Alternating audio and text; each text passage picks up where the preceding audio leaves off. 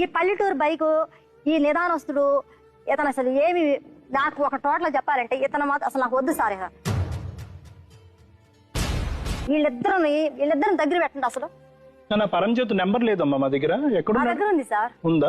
Phone కొట్టు. అమ్మ నువ్వు చెప్పమ్మా, నువ్వెవరు తల్లి? మాకు తెలియాలి కానీ నువ్వెవరు? నేను మా అమ్మగారు చనిపోయారు.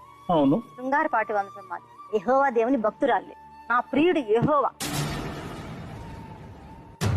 నా ప్రియుడు యెహోవా అండి. నేను ఎంతమందిని చూసినా కూడా ప్రేమలోనే పడలేదు.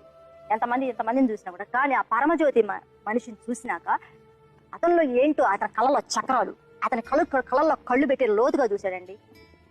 నేను ఇతనితో జనరల్ గా ఉండేదాన్ని, ఒక భర్త స్వరూపంలో ఉండేదాన్ని. ఎన్ని గొడవలు వచ్చినా కొట్టినా సర్దుకుపోయేదాన్ని. అతను ఆ కళ్ళల్లో అతను ఎంతమందిని కన్యత్వాన్ని తీసుకున్నాడో తెలియదు కానీ ఆ కళ్ళల్లో చక్రాలను చూసి ప్రేమలో పడిపోయి చివరికి నా కాపురాన్ని నేను తీసుకున్నాను సార్. ఈ పల్లెటూరు బైకు